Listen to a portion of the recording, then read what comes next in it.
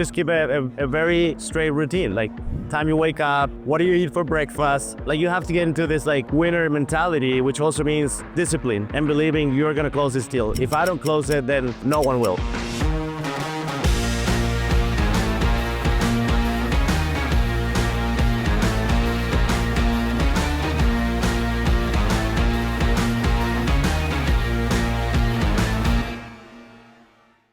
Welcome to Hunters and Unicorns Raw Stories live from Las Vegas. I'm Simon Kutis and I'm joined by my co-host Ollie Kune. Welcome back to the show, everyone. And it's with great pleasure that we introduce you to Andreas Stange.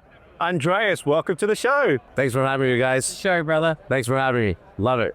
By way of an introduction, you are part of the Strap account executive team over at Grafana, all the way from Europe as well. So you've made the bold trip across the Atlantic to come to Las Vegas. It's great to have you here with us today. And today we're really talking about the first 8-figure deal that you closed that also gave you your first 7-figure paycheck after tax. But just take us to that moment just before you got into this deal. What was at stake for you at this point in your career? Thank you. So this was a transformational deal for me, right? At the time, I had just had our third child, right? I had 16,000 euro left on my bank account, and I had been spending a lot of time on this flagship account for me, right? So for me, it was a transformational deal in terms of the money, the payout that I was gonna get, but also for the company. This meant it's a quarter make or break, and a year make or break, right? So the pressure from the company, it was on my shoulders, right? And I was crazy, yeah. Focusing on that bit there, the pressure that's on your shoulders, how do you go about dealing with that emotional pressure and the pressure that is applying to yourself, both personally and at work? How do you deal with pressure in yourself? Is there a technique that you used? Well, how does Andreas deal with pressure? That's a really good question. So I think a big part of, there's two components, right? There's the work and family. So the work component, I was lucky enough to, have one of the best RDs and coaches in the business, Certain, thank you. He's my psychologist, right? He's my coach, he's my mentor, my psychologist. Like I've learned so much from him, and he was always keeping me at bay. I cannot, tell you how many times I was so frustrated and saying, I'm giving up on this. Like, this is too much. I'm not getting enough help. And he was always helping, guide me and making sure I see the light at the end of the tunnels. He was like, this is a 7-figure commission check for you to. Like, go and wipe off your tears with $100 bills after the bid, not now, right? So that was on the work side of things, and the family and like, just like work-life balance side of things. I mean, these type of deals, you're thinking about it 24/7. You dream, or you have nightmares about it. I had a really good routine with exercise. So, I would train every day. I would do 60 minutes on the Peloton every day. I needed to sweat it off, right? And I was getting calls from, our CRO, sometimes even, out home our CEO, which for me, before this deal was unthinkable, right? But they wanted to get direct updates from the source, right? Because I had access to the champions and so on. And I would say, just keep a very straight routine. Like time you wake up, what do you eat for breakfast? Like you have to get into this like winner mentality, which also means discipline and believing you're gonna close this deal. If I don't close it, then no one will. So how did this deal come about? Was it something that landed? Was this an outbound? Where did this deal start from? Yeah, so it was obviously my patch, and this had been an account that my manager had closed with the incumbent solution a few years back. So when he joined, I told him like, I definitely want to get into this account, right? And he helped me like map out the orgs, it was an outbound message on LinkedIn. And then it was at the VP Tech level, who was the ED -1, right? Yeah, and essentially he told me to shelve the idea for now, but like revisit in 6 months. That's how it started, right? So as a rep, you start thinking, okay, like I'm not gonna give up. I'm gonna go and take a look at the org, take a look at where can I build champions, people that have authority, people that are respected, and start building that trust and building, you know, evangelists of your solution, right? So that's how it started. So how did you know that you needed to continue? Because obviously at that moment, you could easily reflect and say, well, there's no why now. So why am I going to invest any time in this deal? What is it that gave you that focus to say, no, I need to push through this? I think the hope came in from the reply that the VP gave me. It wasn't I'm not interested on, it's like, let's shelve this idea and revisit in 6 months. So I was like, okay, the contract's still running. This is a major migration, technically speaking, right? So I need to get in early and make sure that by the time the why now is, you know, approaching, you've validated everything, you have a professional services migration plan in place, you know, and just to risk everything. So I knew this was going to be like a 2 to 3 year journey. That's a really good question too, because a lot of reps out there will give up, be like, oh, anything in 6 to 12 months, or otherwise I'll just give up. I knew this was my key account. I knew I had to close them, and I knew it was going to take time, right? And I think fatherhood also helps you with this, like, sort of like more long-term planning. You're more resilient. So that helped a lot. So in that moment, rather than being deflated, you smelt blood and you said, I need to now do the groundwork now because I need to be ready for 6 months, rather than saying, oh, I'm going to do nothing and wait and I'll come back in 6 months, right? So that was your mindset.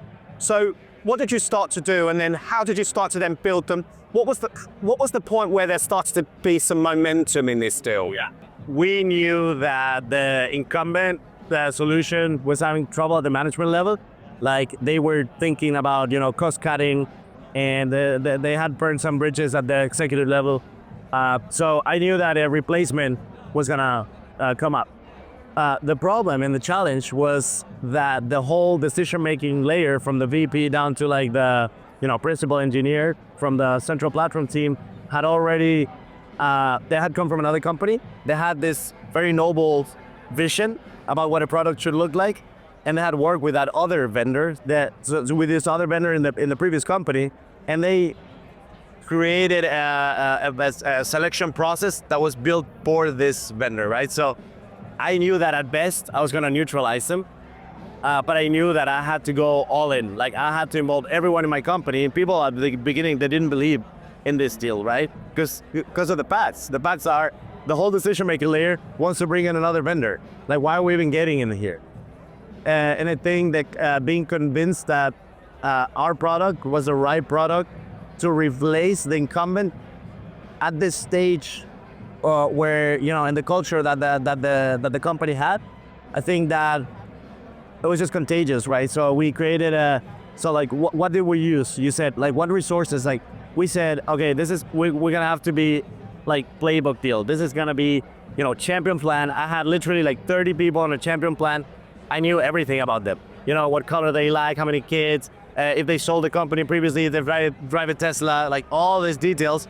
And then depending on the level of seniority and even star signs, dude, I would like connect, I would connect like my C-level and my VPs with them, depending on a lot of these like variables, right? And I would see how that worked, you know?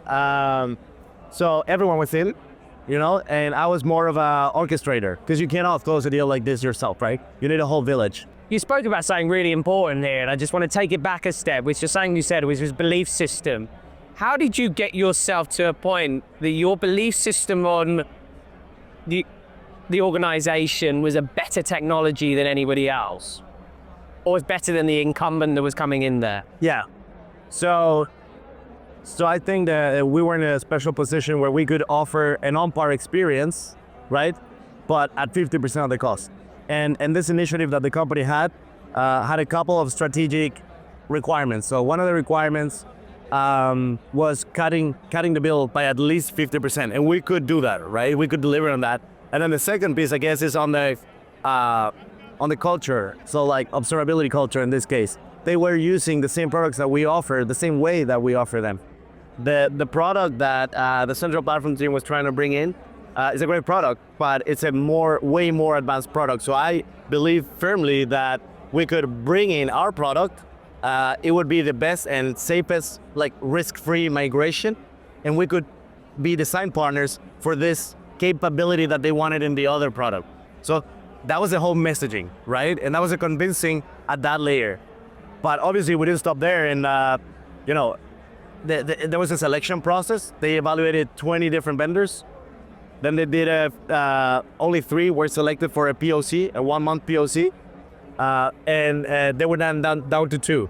This is a lot of work. We created a landing page for the evaluation. We were everywhere. We had a guide, a getting started guide. We had surveys for each different team.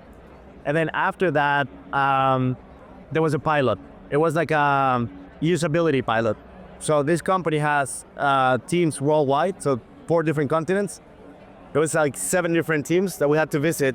And I was like, this is my opportunity. This is my opportunity to convince people that are not in this sort of opinionated team that will be the lead developers or principal developers that then feed in information into the economic buyer, the CTO, right? So this is my opportunity to go worldwide, right? Travel with NSC, nail this messaging, convince them that we're the best solution for them now, and with a demo, with the 3 slides that we had prepared. But also my goal was to get a yes for my solution each time. So we went to all different continents. Like we went to Korea, we went to Buenos Aires, we went to Barcelona, and many other cities worldwide. And every single time that we ran this process, I would not leave the room, the restaurant, the dinner that we were having without the guy. Like I would corner him and ask him, if you would have to migrate from the incumbent, which solution would it be, right? Would it be the other that they're trying to bring in, or would it be, our solution? And then we got a yes, your solution. If we have to change, your solution. And I think that played a critical role in the final decision later. What's really interesting is that through the various stages of this deal, you kept on hitting roadblocks, right? So initially you get a message where they're saying, come back in 6 months. You start digging, and then you start realizing that how much control the incumbent has within this deal. But again, you carry on and you carry on. What was your reaction when you discovered that first roadblock around, okay, these are the people that are controlling the decision? Did you feel down? How did you respond to that? And how did you deal with those setbacks as you started to kind of discover them through the process? Really good question. I think I was so convinced that our product was better positioned than this other technology for that. It's kind of like the same answer, right? But that the other product, that I truly believe that I could convert this people with their opinions, right? And I couldn't. At best, they liked me a lot, right? Like I did a lot of champion building there, and there was like, it's impossible not to like you, right? But that's one thing. And then the recommendation that they want, like the product they want, is another thing. But I think that what shed light was this knowing that the CTO wasn't part of this structure, and we could get to him and get to the people that were gonna lead the teams globally to think, hey, I think Andreas and team are right. I think this is what we need. So we went above and to the side. Yeah. This is the bit I think is really interesting, right? Because normally you build an internal champion, and then your champion will champion you into your EV, right? But in this situation, you didn't have a champion at that level because they were going with the incumbent, right? So you've got to go around them to get to that principle. But by doing that, what does that do with the relationship with that team? And how do you navigate that in a way that you're not going against them and you're actually fracturing the relationship worse? Yeah. That's the art. That's art. It's like lobbying, right? Like if you do one thing bad, or you make one mistake, you're burnt, right? And we had 1 or 2 situations where they communicated to us like they were not we're not in the race anymore because of some of the activity. That was in the beginning. But the second time, I was visiting them in Montevideo, like that team there, and there was a message went around that we had said something about the person driving this from the central platform team that wasn't true, right? So how do you deal with that, right? And I was just like, oh my God, like this never happened. How do we go back and communicate that this never happened, right? And obviously I'm exaggerating in my head because I'm responsible for this quota. I'm responsible, it's my paycheck, right? It's a tough thing to unravel. Like this, it's just like, how do you manage to communicate in a way that you go above these people and skip layers, not undermining them. And I think that's it's not too many reps can do that, right? Because there's so many factors influencing your head. Like sometimes you need people to tell you I would double check every message, right? I'll go to my manager certain, right, and ask her like, what do you think about this message, right? I'll go to like Jürgen, the SE, the director. I said like, dude, from your perspective, right? Like every step had to be thoughtfully calculated because you're in high emotions, right? And when your like emotions are high, sometimes you're not thinking right. You were very obsessed with this deal, right? You went to a tarot card reader, right? Tell us about that. Yeah. So when we had the pilot and we traveled globally, then there was a recommendation put forward by the team, and it wasn't our product, the recommendation, but it was just a recommendation, right? Obviously, then the CTO would then go and talk to his people and also get their opinion. And it was about a month wait time, right? And in this month, it was supposed to be a week. And I'm like, okay, the week is over. Like, what's the decision? And at that point, I had done everything I could have done. So I was in peace, right? Obviously, I would have cried like for a month if I wouldn't got the deal. But it turned out to be a month, and I was just like going crazy. I was literally going crazy. Like I would wake up at 3, 4 a.m. I would chat with the people that were in Korea. I would go back to bed at 6 a.m. Dude, my wife, I don't know, she could put up with me, like just being paranoid, right? And then at some point, I'm like, okay, I'm a little bit, what's the word? When you believe in all this stuff, and the, star signs, and like all that. So I said, well, I got my tarot cards read once. I'll do it, and it was pretty accurate, right? What they told me. So I was like, I'm gonna bring in this deal as a thing, right? That I want to find out about. Then and I went to the same person as a girlfriend of a friend of mine, and she's like, okay, yeah, just like tell me, like, who are the people? Like, and I described the people, their roles. I described the situation, the competition, and then she pulled out 3 cards. I don't remember all 3 of them, but yeah, one of the cards was death, and it was like this person that didn't want to, kind of reason with me, which was positive for me. Another was coming out victorious out of like very complex and like long-lasting process. I was like, wow. She's like, give me everything I want. I was like, it's too good to be true.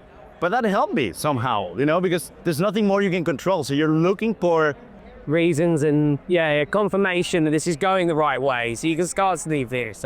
So I'd love to finish on the point of really understanding that phone call that you get, a confirmation that you've got this deal, to then the realization of the impact that this is now having on you, both from a financial perspective, from a kudos perspective, from the energy and effort that you put into this. Help us and take us to that point of that moment of receiving that phone call.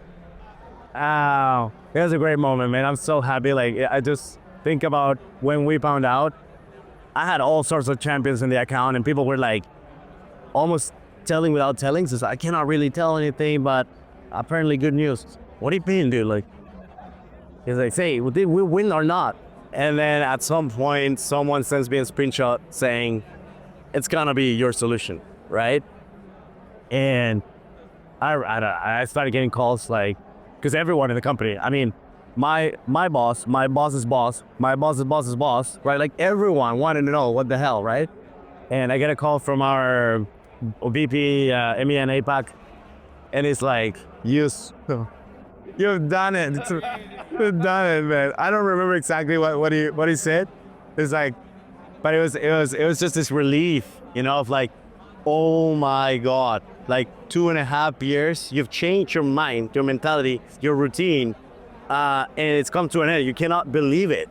Like, it's crazy. And then we work with like a piece of software called Captivate IQ, where you can see your payout beforehand, right? And it's super quick. Like 2 days after, I could see it. and we're celebrating out in Berlin with a bunch of people. Like even our CEO was there. And then someone is like, "Hey, did you check this like Captivate IQ thing?" I was like, "No, can I do it?" Yeah, it's pretty accurate. It's like 1% plus minus. And then I go in there and I'm like, "Oh my God." Next thing, I'm booking travels, you know, to everywhere. I invited my whole family in Chile, like my sister, there's husbands, my mom, a few other people. Everything paid for. We had an amazing vacation in Mexico and Tulum. Dude, it was just amazing. How do you think that shaped you as a person now? Again, I have to be super thankful of I've seen some of the other podcasts and I hear this thematic a lot. The theme of I had this coach, I had this person that took me to the next level, right? For me, that was certain, and I'm forever thankful because he believed in me, right? And he pushed me, right? And the moments, it takes time, right? You don't believe, but he does believe in you. So they keep you, again, at bay and they help you overcome all this frustration. And he's like, that's just muscle pain, man. You're gonna get over it, you know? And this type of mentality of like a coach mentality. So this process made me who I am right now. And I'm like a much better rep today because I learned so much about this process from a deal making perspective, right? But also from my manager. Like I absorbed so many things. He like kind of like let me fly, you know? Yeah, and today it means, you know, getting to an EB faster, asking tougher questions, not wasting your time, going to the ICP, talking to the right personas in your ICP, and all these amazing things that just make you make more money faster. It's an amazing story. I said that when we first engaged in this conversation, as I said, from a personality perspective, your energy is ridiculously infectious, Andreas, and listening to your story and just seeing, even when we shared the fact that we were getting when you're on the show, there's a lot of support out for you. And I think, you know, as an individual, it's clear you're going places, mate. And I just wish you the very best of luck. Thank you so much, guys, in your future and everything else that you're doing. Yeah, absolutely. And just kind of reflecting on the kind of the key themes here today. I think a lot of the time we talk about execution at a very clinical level. But I think in this case, it's just about going above and beyond, but still using the framework to allow you to really be objective with where you were. And it was just relentless. And where you face adversity, you didn't see it as defeat, but an opportunity to go to the next step, And I think that really defines who you are, Andreas. It's been fantastic getting you on the show. So to all our listeners, thank you so much for tuning in. If you like what you heard, please do subscribe to our various channels on iTunes, YouTube, and Spotify. All the links will be in the description below, and we look forward to welcoming you back for another session very soon. Thank you.